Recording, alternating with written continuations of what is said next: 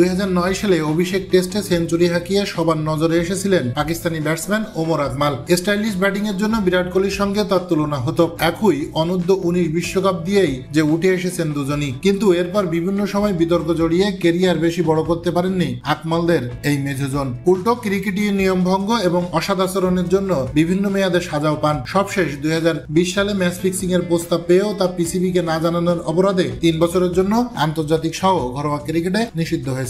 শাস্তির মেয়াদ পার হয়ে গেলেও ক্রিকেটের সুযোগ পাচ্ছেন না ওমর আকমাল। এই ক্রিকেটার এবার ক্রিকেটে ফেরার জন্য পিসিবি চেয়ারম্যানের সাক্ষাৎ চান। পাকিস্তানের টিভি চ্যানেল শোনো টিভির শোনো তো সেই অনুষ্ঠানে ওমর আকমাল অভিযোগ করেছেন তিনি পিসিবি চেয়ারম্যানের সঙ্গে দেখা করতে চেয়েও একাধিকবার খারাপ ব্যবহারের শিকার হয়েছেন। এছাড়া পিসিবি চেয়ারম্যানের ম্যানেজার তার সাথে খারাপ ব্যবহার করে ফোন কেটে দিয়েছে বলেও অভিযোগ করেছেন তিনি। আক্ষেপের সুরে আকমাল বলেন, আমার কাছে দেখানোর মতো প্রমাণ আছে। আমি চেয়ারম্যানের ম্যানেজারকে কল করার চেষ্টা করেছি এবং ওনার কাছের কয়েকজনকে অনুরোধ করেছি দেখা করার জন্য, কিন্তু ওরা আমার সঙ্গে খুবই খারাপ ব্যবহার করেছে। উনি যখন সময় দেবেন আমরা আপনাকে জানাবো, এসব বলে আমার মুখের ওপর ফোনটা কেটে দেয়। কেউ ওদের বলুন পিসিবি খেলোয়াড়দের জন্য। যদি ওরা খেলোয়াড়দের সঙ্গেই ভালো সম্পর্ক না রাখে তাহলে ওরা ক্রিকেটকে কোথায় নিয়ে যাবে?